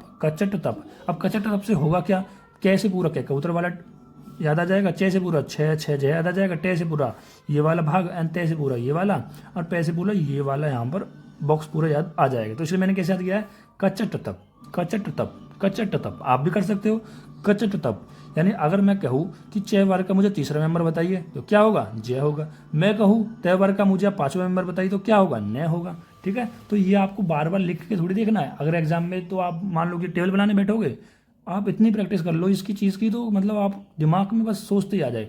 जब आप संधि करोगे ना, तो आप संधि के लिए इतना बड़ा टेबल बनाओगे, छोटी सी संधि करनी है, पूरा टेबल बनाने बैठ गए। तो अभी से कर लो, कई बार लिख कर दो इसे, ठीक है। फिर कै वर्ग को यहाँ पर कू वर्ग भी कहते हैं, चे वर्ग को चू वर्ग भी कहते हैं, टे को टू, ते को तू, पे को पू वर्ग भी, ठीक है। और आगे भी आएंगे अंतस्थ वर्ण, ऊष्मा वर्ण कौन से होते हैं, संयुक्त वर्ण कौन से होते हैं। ये इतना बेसिक है, आपको ये सब चीज़ें तो याद होना ही चाहिए, बिल्कुल ऐसे रट जाने चाहिए। फिर आगे हम बात करते हैं संस्कृत वर्णमाला की। माहेश्वरी सूत्रों के आधार पर वर्णमाला। स्वर क्या होते हैं मैं बता चुका हूँ। सभ्य सुशोषित मतलब प्रोनाउंसेट इंडिपेंडेंटली होने पर वर्णों का स्वर वर्ण कहा जाता है, मतलब इनका उच्चारण बिना किसी की सहायता से हो जाता है, जैसे कि ए ई छोटा ऊ री ली ए ओ रे, ठीक है। ये सब हो है जो भी है। ठीक, 2 ये आ जाएंगे। मूल स्वर कितने होते हैं? 5 होते हैं। संयुक्त स्वर 4 होते हैं। कुल स्वर टोटल संख्या 9 हो जाएगी। व्यंजन क्या होते हैं? जो अपने आप इनको इंडिपेंडेंटली प्रोनाउंसिएशन नहीं होते, इन्हों की किसी की आवश्यकता होती है। जैसे हर व्यंजन के अंदर एक स्वर होता है, जैसे यह के अंदर भी कह रहा है कि एक स्वर छिपा होता है। ठीक, और इसको हम कैसे लिखेंगे? जब इस यह के नीचे हलंत लगा देंगे तो एक ए लगा देंगे, तो इस तरह से हम इसको लिखते हैं। तो अब देखते हैं हम स्पर्श वर्ण। अभी हम बात कर रहे थे ना, ये स्पर्श वर्ण क्या होते हैं। ये जो स्पर्श वर्ण है, ये यहाँ पर रेजर भी नहीं है कोई, यहाँ पर इरेजर है, चलो इरेजर तो है। ठीक, तो अब यहाँ पर जैसे कि स्पर्श वर्ण आया। व्हाट इज स्पर्श वर्ण? मैंने बता दी क वर्ग से लेके प वर्ग तक, यानी जो 5 मेंबर होते हैं ना, 1 2 3 ये 5 जो मेंबर होते हैं, ठीक है, वो सारे किसके अंदर आ जाएंगे? स्पर्श वर्ण के अंदर आ जाएंगे। स्पर्श वर्ण होता क्या है? ऐसे व्यंजन वर्ण जिनके उच्चारण में उनके उच्चारण स्थानों का परस्पर संस्पर्श होता है। अभी हम पढ़ने वाले, देखो यही तो आज का हमारा टॉपिक था, उच्चारण स्थान, कंठ वर्ग, तालु वर्ग। अब मुझे लगता है इसकी अलग से वीडियो बनानी पड़ेगी क्योंकि वीडियो लंबी हो चुकी है। ठीक है, आपकी हालत ख़राब हो जाएगी इस वीडियो को लेते लेते। तो यहाँ पर स्पर्श वर्ण क्या बताया गया है? मतलब ये ऐसे वर्ण है जब भी आप इनका उच्चारण करते हो, उच्चारण मतलब जब भी आप इनको बोलते हो, प्रोनाउंसिएट करते हो, तो उनमें क्या होता है? कभी आपकी जीभ, कभी कंठ आपको चिपकेंगे। जैसे कि मैं बोलूँ क्यों बोलो, नाक भींच के बोलो, आपने सुना होगा ना। या पै बोलो, पी बोलो, तो पी आप बिना होठों को खोले बोल ही नहीं पाओगे, मतलब होठ खोलने ही पड़ेंगे पी बोलने के लिए। टी बोलने के लिए आपको जीभ अपनी मूर्धा यानी पैलेट पे लगानी पड़ेगी। तो इस तरह से हम इनको सभी को देखेंगे। तो यही बताया गया है कि स्पर्श वर्ण वो वर्ण होते हैं जिनमें जब भी आप शब्दों का उच्चारण करते हो, शब्दों को बोलते हो, तो वहाँ पर उनके उच्चारण स्थानों पर अपने अपने ऑर्गनों पर उनको स्पर्श करना ही पड़ता है। कभी जीभ कर रहे हो, कभी होठ बंद हो रही है, कभी अंदर जीभ ट्विस्ट कर रही है। तो इस तरह से ये स्पर्श वर्ण कैसे लेकर मैं तक होते हैं, कचट कैसे लेकर मैं तक होते हैं। ठीक है, यानी कैसे लेके मैं, यानी क्या कबूतर से लेके मैं मच्छी तक यहाँ पर ये होते हैं। इनको आता है, इनको वर्गीय भी कहते हैं। वर्ग मतलब हाँ कैसे तब जो भी है। अब हम बात करते हैं अंतस्थ वर्ण के बारे में। अभी अंतस्थ वर्ण यानी ये वाले वर्ण के बारे में बात करते हैं। ये क्या होते हैं? ऐसे वर्ण जिनके उच्चारण से प्राणवायु अंदर ही स्थित रह जाती है। ठीक, अंत स्तर वर्ण कहते हैं, यानी जो प्राणवायु होती है। अब मुझे आप ये बताइए कि प्राणवायु के फंक्शन क्या होते हैं। ठीक है, पूरा मुझे श्लोक बताइए। आप यहाँ पर कमेंट में श्लोक लिखने वाले हैं, क्योंकि मैं आपको क्रिया शरीर के अंदर, अष्टांग हृदय के अंदर ये चीज़ें आपको बता चुका हूँ। ठीक है, ट्रिक भी मैंने बताई थी आपको, वायु के भेद याद करने की ट्रिक भी मुझे आप बताइए। चलो ट्रिक भी आप मुझे बताइए, मैं यहाँ पर आपको कुछ नहीं बताने वाला हूँ। तो प्राणवायु को पहले जो फंक्शन होता है वो शब्दों को उच्चारण करने में भी काम आता है। ठीक है, तो ऐसे वर्ण जिनका उच्चारण करने में प्राणवायु अंदर ही स्थित रहती है उन्हें अंतस्थ वर्ण कहते हैं। मतलब कुछ ऐसे वर्ण है कि जो आपकी प्राणवायु है उस समय वो बाहर नहीं निकल रही है, वो अंदर ही बनी रह रही है। किन शब्दों को बोलने के लिए होता है? ये बे रे ले, ये खुद बोल के देखो, ये रे बे ले। आपको ऐसा लगता है कि जैसे कि वायु अंदर ही स्थित है, आप फील करके देखो। ठीक है, नहीं तो रट लेना, फील ना हो तो। ऊष्मा वर्ण की अगर हम बात करें, ऐसे वर्ण जिनको बोलते समय ऊष्मा या संचारण बाहर की ओर हो उन्हें ऊष्मा वर्ण कहा जाता है। मतलब जहाँ पर आते ना फू निकलते, फू ऐसे कुछ ऊष्मा से बाहर निकले तो उसको हम ऊष्मा वर्ण कहते हैं। जैसे आप बोलो से शे से शे शे, ऐसे ऐसे कुछ निकलेगा। ठीक है, अगर आपको इतना फील नहीं करता, नॉर्मली याद कर लेनी है। ठीक है, इतनी बड़ी कोई बात नहीं है, रॉकेट साइंस नहीं है। ठीक है, आप देखो शुरू के चैप्टर है जिनमें थोड़ा आपको याद करना पड़ता है, क्योंकि बेसिक है यार, जितना याद करोगे उतना ही अच्छा कमांड बनेगी किसी चीज़ पे। आपको क्या लगता है बायोलॉजी सब्जेक्ट लिए याद नहीं करना पड़ेगा? याद तो करना पड़ेगा ना। डॉक्टर बनने वाले याद नहीं करना पड़ेगा? याद तो करना पड़ेगा, और उसके साथ साथ याद भी रखना पड़ेगा। फिर ये वाली बात मैं बता चुका हूँ, कुल वर्ण कितने होते हैं, स्वर व्यंजन। इसके बाद करते हैं हम संयुक्त की बात, संयुक्त वाले। ठीक है, संयुक्त व्यंजन की बात करते हैं। अब ये मत पूछ रहे सर ये व्यंजन क्यों है? अरे भाई ये सारे व्यंजन हैं। ठीक है, वो बात अलग है, उनके अंदर स्वर छिपा हुआ होता है। ठीक है, ये सारे क्या है? व्यंजन ही है, उनके अंदर स्वर छिपा है, वो बात ठीक है। क्योंकि बच्चे उलूल जुलूल भी बहुत दिमाग में उनके आता रहता है क्वेश्चन। 2 व्यंजनों के मिश्रित स्वरूप को संयुक्त व्यंजन कहा जाता है। मतलब 2 व्यंजनों जो मिश्रित स्वरूप है उसे हम संयुक्त व्यंजन कहते हैं। मतलब 2 व्यंजन मिले होते हैं। जैसे कि अगर मैं बात करूँ 6 छत्रिया के अंदर, अब 6 छत्रिया के अंदर क्या मिला होता है? कै मिला होता है और श मिला होता है। ठीक है, कै मिला होता है, श मिला होता है। ठीक, अब देखो यहाँ पर जो कैसे में क्या होता है, ये इस तरह से आता है, यानी दोनों के अंदर क्या है? ये दोनों व्यंजन होते हैं। क्योंकि यहाँ पर केवल व्यंजन की बात कर रहा है, वो स्वर की बात नहीं कर रहा है। संयुक्त व्यंजन क्या होते हैं? मतलब दोनों के अंदर क्या मिला होता है? दोनों व्यंजन होते हैं। कैसे पता लगा? जब भी हमने किसी शब्द के पीछे हलंत लगा दिया तो हमें क्लियर हो गया कि इसमें कोई भी स्वर नहीं है, यानी कोई भी सेपर छिपा हुआ नहीं है। ठीक है, जैसे ऋषि होगा, ऋषि 2 शब्दों से मिलकर बना होता है तय और रे, तय और रे। ठीक है, इतनी व्याकरण मुझे भी नहीं आती, मैं इन शब्दों को तोड़ना आपको सिखा सकूँ। 2-4 एग्जाम्पल आपको याद करने हैं तो कर लेना, नहीं तो कोई ऐसी बड़ी बात नहीं है, ना भी करो तो काम चल जाएगा। मैंने पूरी संस्कृत पढ़ ली, मेरे लिए वो कहीं काम नहीं आए।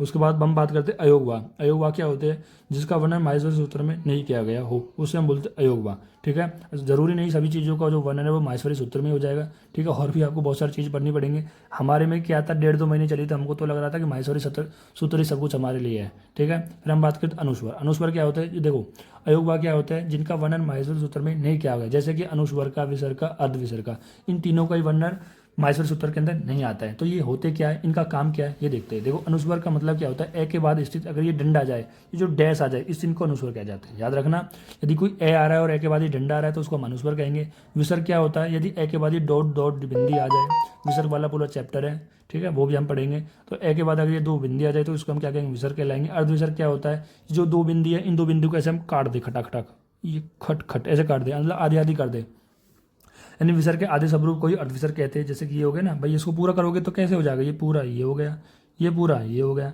ठीक है, ये 2 डंडे थे, बस इसको हमने बीच में से काट दिया, इसको अर्धविसर्ग। भाई विसर्ग और अर्धविसर्ग, विसर्ग का आधा आधा अर्धविसर्ग। अब ये अर्धविसर्ग 2 प्रकार का होता है, एक होता है जीवामूल्य, एक होता है उपधमान्य। ठीक है, एक होता है जीवामूल्य, एक होता है उपधमान्य। ठीक, अब जीवामूल्य क्या होता है? ख और ख के या ख से पहले स्थित विसर्ग को जीवामूल्य कहा जाता है। जैसे कि मैं बोल दूँ बालक क्रीडते, यानी बालक क्रिया करते हैं, खेलते हैं, जो भी करते हैं। ठीक, तो इसमें हुआ क्या, कैसे पहले आ रहा है तो हमें क्या लगाना पड़ेगा? अर्धविसर्ग लगाना पड़ेगा। यदि यहाँ पर पे और फे आता, मतलब पीड़ते आता, प्रियते होता, तो इसमें क्या आता है यहाँ पर? तो यहाँ पर क्या लिखते हैं हम? सॉरी, देखो कंफ्यूज हो गया मैं थोड़ा। तो यहाँ पर अर्धविसर्ग के 2 टाइप बताए गए, जीवामूल्य और उपधमान्य। तो जीवामूल्य में क्या बताया गया है कि जीवामूल्य में बताया गया है यदि क और ख के पहले अर्धविसर्ग आता है तो उसे जीवामूल्य कहेंगे। और यदि पे और फे से पहले आता है, पे और फे से पहले आता है तो उसको हम उपधमान्य अर्धविसर्ग कहेंगे। तो इतना क्लियर है भाई। कैसे याद रखोगे? पैसे याद रख लेना। उपधमान्य में क्या आ रहा है? पे आ रहा है। इसके शब्द में क्या आ रहा है कि उपधमान्य में पे आ रहा है, यानी पे और फे के अगर आगे ये अर्धविसर्ग आएगा तो उपधमान्य अर्धविसर्ग, और के और खे के पहले आएगा तो जीवा मूल्य अर्धविसर्ग कहेंगे। ये चीज़ आपको क्लियर होनी चाहिए। देन हम बात करते हैं मात्रा के बारे में। मात्रा क्या होती है? स्वरों का उच्चारण काल, मतलब स्वर में कितनी मात्रा आ रही है? 1 मात्रा आ रही है, 2 मात्रा आती है, 3 मात्रा आती है, ये बात। जैसे हर्ष के अंदर 1 मात्रा आती है, दीर्घ के अंदर 2 मात्रा आती है, प्लुत के अंदर 3 मात्रा आती है। ठीक है, जैसे कि यहाँ पर एक ए हो गया और ये आ हो गया, 2 मात्रा हो गई। अब ए की यहाँ पर 3 मात्रा हो जाएगी तो त्रिमात्रिक यानी प्लुत कहते हैं हम इसको। हर्ष स्वर मात्रा क्या होती है? मतलब इनमें धीमे स्वर में उच्चारण होता है। जब ए आ, देखो आप ए बोलो और आ बोलो, ए आ, तो फर्क है ना। तो यहाँ पर धीमे स्वर में उच्चारण होता है, जिसके एग्जाम्पल है ए ऐ ऊ री ली। 5 हर्ष के स्वर होते हैं, याद रखना, ए ऐ ऊ री ली। ठीक, जिन स्वरों के उच्चारण में केवल 1 मात्रा का समय लगे या कम से कम समय लगे, जैसे मान लो 1 सेकंड लग रही है तो हस्व, 2 सेकंड लग रही है तो दीर्घ, 3 सेकंड लग रही है तो प्लुत। इस तरह से दीर्घ स्वर मात्रा क्या होती है? ऊंचे स्वर में उच्चारण करना। जैसे यहाँ पर ए था, यहाँ पर आ, तो स्वरों को उच्चारण करने में हस्व स्वरों की अपेक्षा दुगना समय लगेगा। इनसे ज़्यादा समय लगता है वो दीर्घ होते हैं। जैसे कि यहाँ पर 9 के 9 स्वर आ जाते हैं एक तरीके से, जैसे समझ लो कि 9 के 9 स्वर आ जाते हैं। ए आ ई ऊ री, 9 के 9 स्वर तो खैर नहीं कहलाएंगे। ठीक है, ए आ ई ऊ री ली। बस आपको यहाँ पर ये याद रखना है कि यहाँ पर ली नहीं आता, आपको यहाँ पर लगना है कि ए आई ऊ री ए ओ। ठीक, यहाँ पर जो है वो ली नहीं आता है। प्लस स्वर में क्या होता है? सेम यही वाले जो एग्जाम्पल है वो नीचे आ जाते हैं, बस वो कितने बार आएंगे? 3 बार आएंगे, 3 बार 3 बार 3 बार 3 बार। तो इनका प्रयोग वेदों में होता है। इनका प्रयोग कहाँ पर होता है? प्लस स्वर का वेदों में होता है। जब आपसे लोग देखोगे तो आपको दिख जाएंगे प्लूत। ठीक है, बहुत दिमाग खराब करते हैं, दूर में बुलाए जब तो प्रयोग होता है। ठीक है, जब स्वरों का उच्चारण का दीर्घ स्वरों में भी अधिक समय लगता है तो इन तीनों में मात्रा का उच्चारण काल होता है। प्लुत का ज्ञान कराने के लिए 3 अंक स्वर के आगे होते हैं। बहुत बेकार थ्योरी है, आपको कुछ याद नहीं रखना है कि इसमें 3 लगता है, सबसे अधिक समय लगता है, वेदों में इसका प्रयोग किया जाता है। तो ये होते हैं प्लस स्वर मात्रा। इसके बाद हम देखते हैं वर्णों के उच्चारण में नासिका के प्रयोग करने या ना करने में पुनः 2 प्रकार के होते हैं। ठीक है, मतलब अगर आप वर्ण को मतलब नोज से नासिका प्रयोग करते हो नहीं करते हो, अगर नासिका का प्रयोग करते हो तो अनुनासिका, और नासिका और मुख का प्रयोग नहीं करते हो तो अनुनासिका। देखो वर्णों का मौलिक रूप क्या होता है? ए ई री इत्यादि। ठीक है, अगर आप नहीं करते हो अनुनासिका, अगर आप प्रयोग करते हो तो मुख और नासिका का प्रयोग करने वाले से क्या आ जाएगा? इनके पीछे चंद्रबिंदी आ जाएगी। ये ट्रिक होती है कि जिसके पीछे चंद्रबिंदी आ गई तो उसको आपको पता लगना है कि मुख और नासिका से शब्द का प्रयोग हुआ है। ठीक है, वो आगे जाके स्वर 3 प्रकार के होते हैं। हस्व दीर्घ प्लुति में बता चुका हूँ, हस्व दीर्घ प्लुति, हस्व 3 प्रकार के, स्वर 3 प्रकार के होते हैं। हस्व आगे जाके 3 प्रकार का होता है, उदांत अनुदान स्वरित, उदांत अनुदान स्वरित, उदांत अनुदान स्वरित। उदांत क्या होता है? वो आगे जाके 2 प्रकार का होता है। अनुनासिक, देखो अनुनासिक और अनुनासिक, ये भी ऐसे ही, ये इस तरह से टोटल ये 6 प्रकार का, ये भी 6 प्रकार का, ये भी 6 प्रकार का, तो टोटल कितने हो जाएंगे? 18। अब ये उदांत अनुदांत स्वरित क्या होता है अभी आएंगे। उच्चारण स्थान में इन सभी को देखने वाले हैं। तो आप कह सकते हो कि जो स्वर होते हैं, देखो ए आई उ री ली ए ओ रे ओ, ठीक है। तो ये 9 स्वर हो गए। हस्व की संख्या 6 होती है, दीर्घ की 6 होती है, प्लुत की 6 होती है, तो टोटल 18 हो जाएंगे। इनमें से लू की बात करें तो लू केवल हस्व होता है, दीर्घ में नहीं होता। जब मैंने आपको दीर्घ वाला एग्जाम्पल बताया तो दीर्घ में बताया कि दीर्घ में लू नहीं होता है, यानी कि दीर्घ में लू का अभाव होता है, तो हस्व और प्लुत में होता है, तो टोटल कुल भेद 12 हो जाएंगे। और ए ओ का यहाँ पर हस्व में नहीं होता है, यानी इसमें 2 मात्रा आती है, तो हस्व में होगा ही कैसे, या तो दीर्घ में होगा या प्लुत में होगा, तो इस वजह से यहाँ पर भेद की संख्या 12 हो जाती है। जैसे हम बात करें सुवेद की भेदों की संख्या, पिछले पूछने का तरीका क्या है, जैसे ऐसे पूछ ले जाता है कि इसमें स्वर को कितने भेद होंगे, कितनी संख्या होंगी, तो आप बोलो ए में कितना होगा, 18 हो जाएगा। क्यों? क्योंकि यहाँ पर जो स्वर है वो तीनों ही कैलकुलेट होंगे, हर्ष भी, दीर्घ भी, प्लुत भी, ठीक है। अगर आपसे पूछ मतलब तत्काल पूछ रहा है, मतलब केवल ए में पूछ रहा है, नहीं हर्ष में पूछ रहा है, तो 6 हो जाएंगे। आत यानी करीब करीब किसमें पूछ रहा है, दीर्घ में पूछ रहा है, मतलब तत्काल दीर्घ में बताओ, तत्काल दीर्घ में क्या हो जाएगा, 6 हो जाएगी, तत्काल दीर्घ में 6 हो जाएगी। इत यहाँ पर 3 के लिए प्रयोग होता है, यानी कि वो प्लुत के लिए पूछ रहा है, प्लुत में तत्काल में ए के लिए बता, तो वो कितनी हो जाएंगी, 6 हो जाएंगी। लेकिन ए या ए1 या एकार आए तो यानी कि आपको क्या याद रखना है, वो तीनों चीज़ के लिए पूछ रहा है, हर्ष, दीर्घ, प्लुत के लिए। इस तरह से टोटल 18 हो जाएंगे, ठीक है। इतना इंपॉर्टेंट नहीं था, फिर भी मैंने बता दिया, अगर अच्छा क्वेश्चन बनेगा तो ऐसे बन सकता है। इतना मैंने आपको पहले भी करा रखा है, ठीक है, और अभी भी मैंने करा दिया है। इसके कराने के पीछे का लॉजिक क्या है, क्योंकि ये मैंने बहुत दिनों में स्टार्ट किया है ताकि आप ना भूलो, ठीक है। एक बार और रिवाइज कराता हूँ, क्योंकि आपकी नानी मर जाती है पिछले लेक्चर को फिर से देखने में। मान लो कि किसी बच्चे ने वो 2 लेक्चर देख रखे थे, ठीक है, वो कहेंगे सर वो फिर से देखना पड़ेगा, इसलिए मैंने यहाँ पर इनको फिर से करा दिया है। अगर आपने ना भी देखे होंगे तो आपको क्लियरेंस मिल गई होगी, अच्छे से समझ में आ गए होंगे, ठीक है। Thank you guys. ये वीडियो लंबी हो गई है तो उच्चारण स्थान इस वीडियो में मैं नहीं करा पाऊंगा, उसके लिए मुझे नई वीडियो बनानी पड़ेगी और ये चैप्टर फिर कंप्लीट हो जाएगा। अगर आपको ये वीडियो अच्छी लगी हो या उसमें कोई और मॉडिफिकेशन करना हो या फिर कोई भी आपको सुझाव देना हो, डाउट पूछने हो, जो मैं क्वेश्चन पूछता हूँ उसमें डाउट में आंसर जरूर दिया करो और अच्छा सा कमेंट जरूर किया करो, क्योंकि बहुत मेहनत लगती है, सच में यार बहुत मेहनत लगती है। पहले मैं जब नहीं सोचता था कि इतनी मेहनत लगती है वीडियो बनाने में, मुझे अपना बैलेंस करने पड़ता है, ठीक है, और फिर आपका भी बैलेंस करना पड़ता है, ठीक। बहुत चीज़ें बैलेंस करनी पड़ती थी, सभी चीज़ें मैं आपको नहीं बता सकता हूँ कि क्या क्या लाइफ में बैलेंस करनी पड़ती है। कुछ मेरी पर्सनल प्राइवेट चीज़ें भी है, ठीक है, बहुत सारी चीज़ें होती है यार, हर चीज़ के पर्सनल होता है बहुत सारी चीज़ें, ठीक है, तो वो डिस्कस नहीं हो पाता है। तो आप चीज़ों को समझा करो। अगर कोई आपके लिए मेहनत कर रहा है तो आपका फ़र्ज़ बनता है कि उसको मेहनत के लिए हमें कमेंट कर सकते हैं, ताकि उसको लगे कि जो आप मेहनत कर रहे हो उससे हमारा भला हो रहा है, किसी अच्छे इंसान का भला हो रहा है, तो आप कमेंट कर सकते हो। Thank you guys.